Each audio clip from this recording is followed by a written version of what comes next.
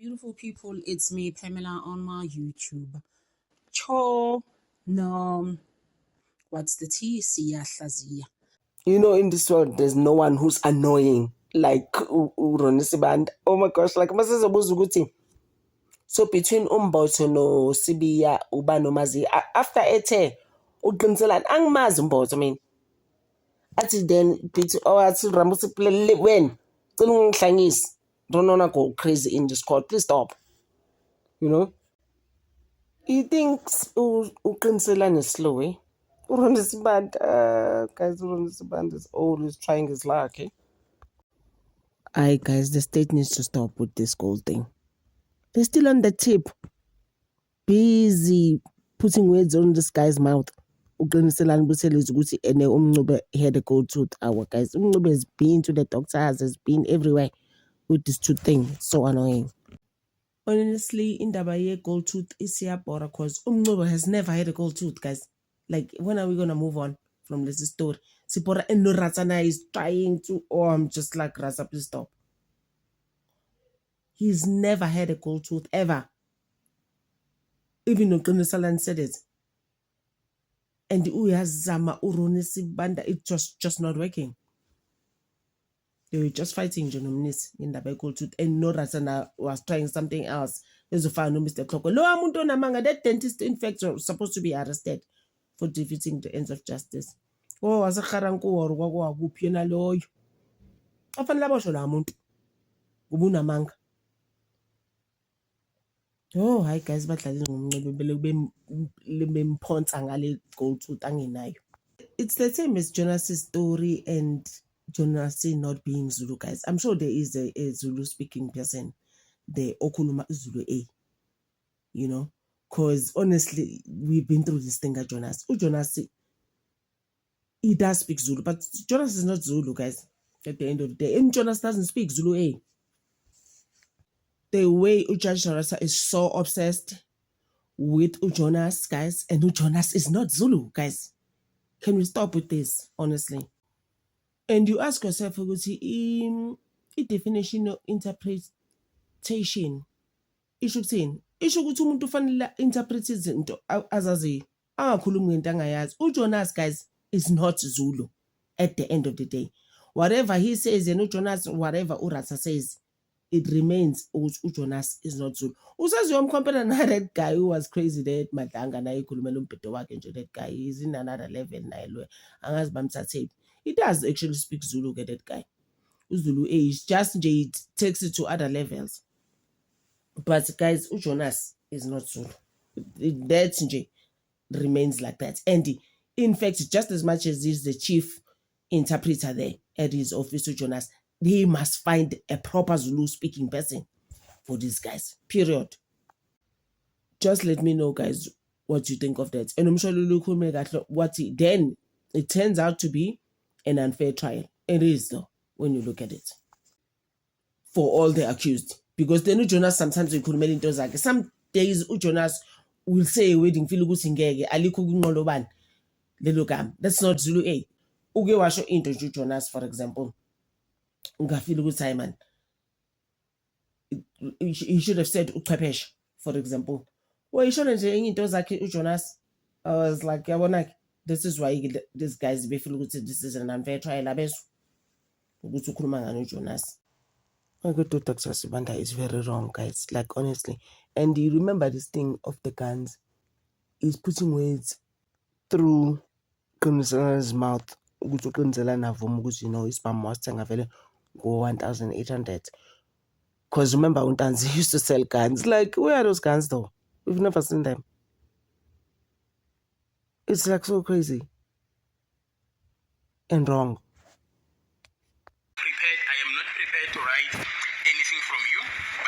To make a statement before court. That is the first part. Please, I just read one.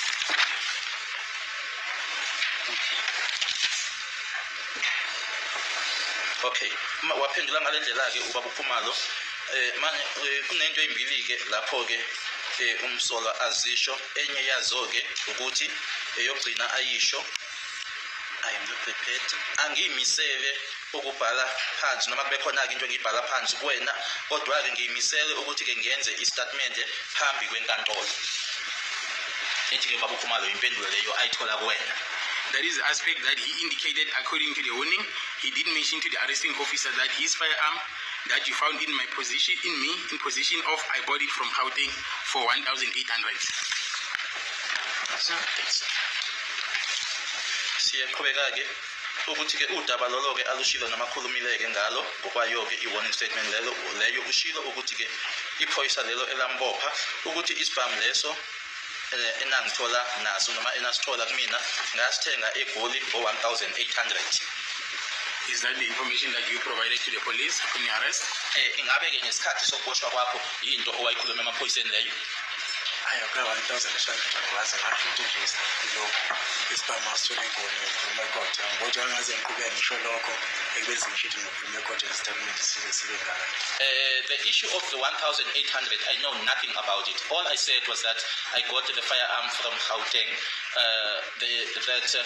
After having already indicated that I am prepared to speak in court or to say something in court, I don't see myself then going on and saying that. So are you saying what is contained in this paragraph by Lieutenant Colonel Khumalo is not correct? Ingabe uthi-ke lokhu okubhalwe laphayana uyena uLieutenant Colonel Khumalo akulona iqiniso? The issue of the 1,800 is not true. Okay, according to you, what is correct in this paragraph that I've read to you? Kuloko engiqeda ukufundela kona-ke ngokusho kwakho yikuphi ekuyikona? Ukuthi ngathi ngikhuluma enkantolo isibhamu ngasithole eGoli. Angisho ukuthi kubani ukuthi ngasithenga ngamalini noma ngasithenga ngemali esishola. That I got it from Gauteng, that I was prepared to speak in court. That I bought it, or I did not buy it, or made the name, or the 1,800, those I never said. Yeah. Yes. And let us start that process again. His teeth, his upper jaw, the teeth in his upper jaw, how do they look like? Amazinyo akhe la ala ngaphezulu abukeka kanjani? Or what is the color that you see in that photo of the teeth in his upper jaw? Noma ke umbala wamazinyo akhe la aphezulu obonayo lapha esithombeni. I see them to be white. Thank you. That's the color, not so. Umbala lo wangithi. Yeah. Yes. You approached the screen and immediately said, there is gold there. Ubese usondela ke laphayana wase usho ke ukuthi ke kune gold lapha. Yeah. Yes. Why do you say there is gold there? Kungani uthi ke kune gold? The one right at the end, the witness pointing to his left, appears like a gold. Yes, that's what I'm asking you. Why do you say it appears like gold? Yilokho ke ngikubuza kuwena ke kungani uthi libukeka ngathi igold? Is it because of the color? Ngabe ngenxa yombala yini? I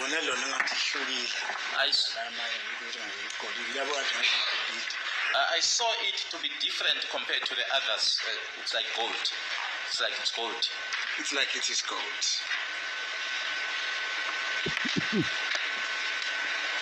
You know, as I've said, it's just a clarification of your answer.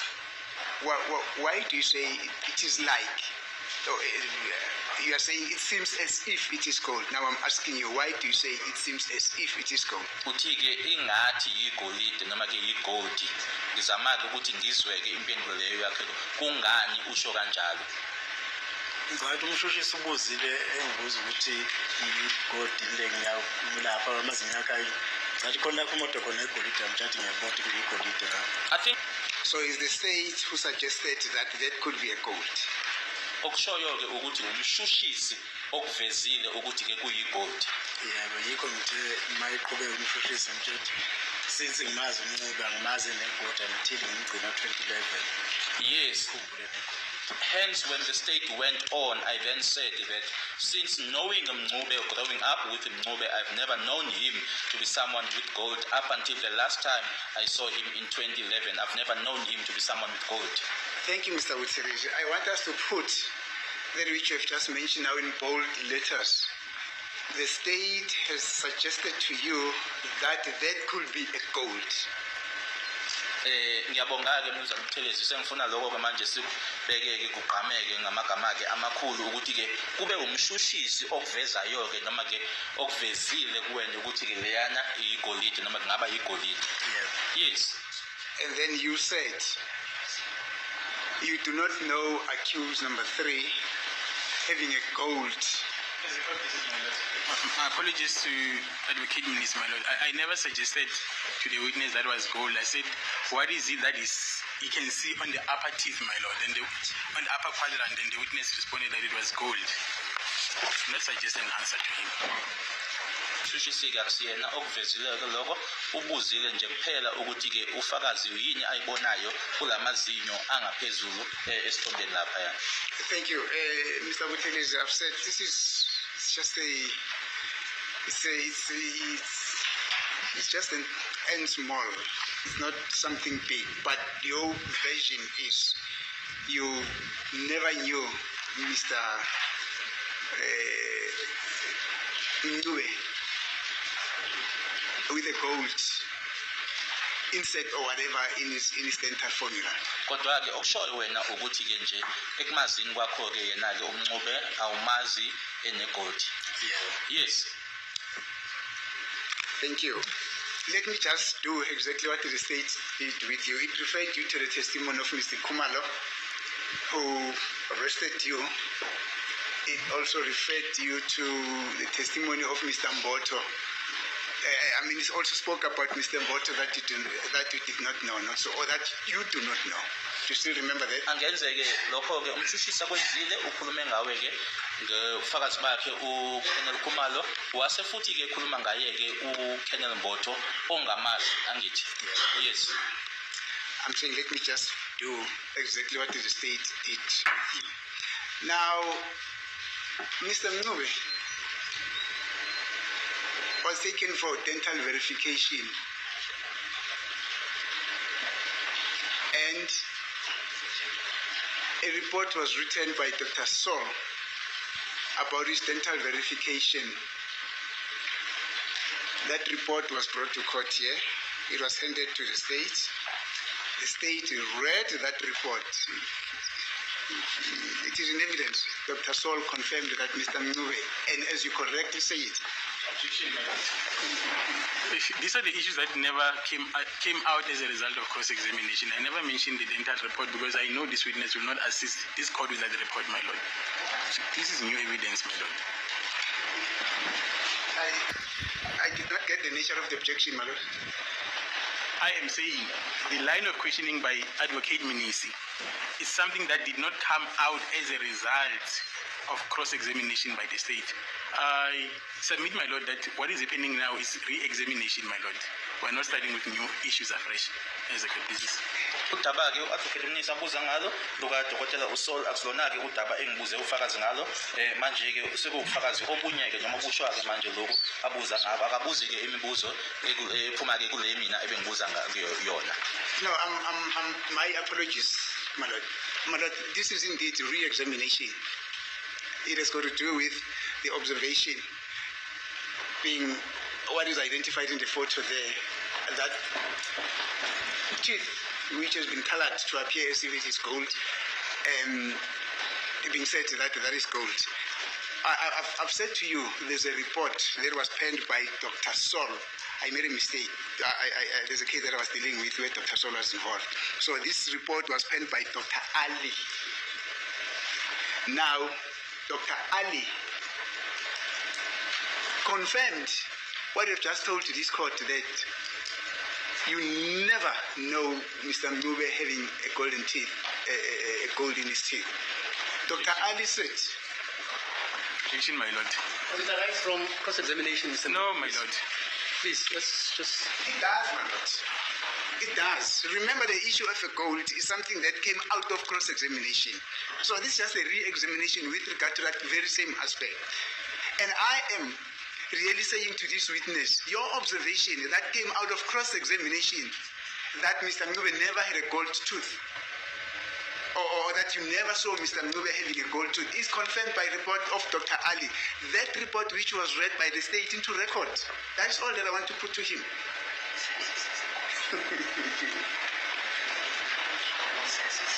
Maybe if Mr. Mnisi can just read the contents of the report to this witness. That's not my recollection regarding that report. That report, my lord, I remember I even objected at some stage. You see, currently, my lord. You never said never had a cold tooth. That was not the report. I can also assist the court with the report, my lord. But that is not my recollection.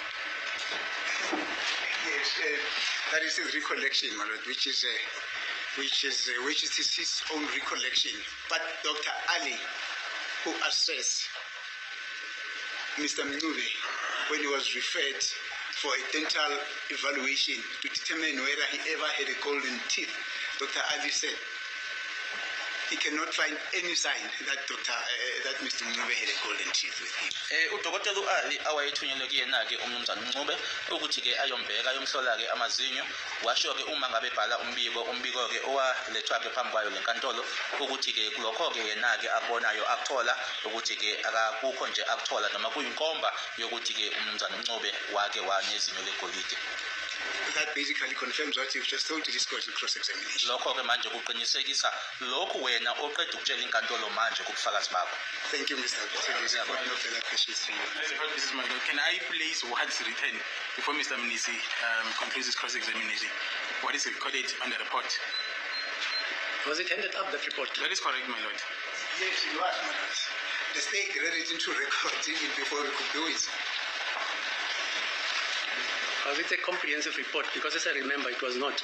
The fact that Rata in 1920 is said to be having a golden teeth or an insect, and then somebody else in 1922, who's an alleged dentist, comes and examines you and cannot find such a tooth. He doesn't go on and say, it looks like a tooth was extracted way. If I read that, I understood it well. Is that what the report says, man? No, it doesn't say that. What does it say, man? Because Not what you are saying. Excuse me, man. It doesn't say what you are saying. No, I'm asking that. I'm saying Dr. Ali Yes. doesn't say Yes. that patient of his Yes. was extracted, a tooth or a teeth or teeth were extracted Yes. at a particular denture. Doesn't say that. No, madam. Besides, there's no golden tooth. No, madam. Okay, fine, I'll read it myself. Please, Otherwise we're going to waste time. But I'm going to request the court, my lords, to basically understand that report the way in which it was written by Dr. Ali. And the fact that the court says it does not mean that when a person in 1920 had a golden teeth, and then in 2000 is referred for an evaluation, then the report cannot, or the report must say that it does not mean that in 1920 he never had a golden teeth.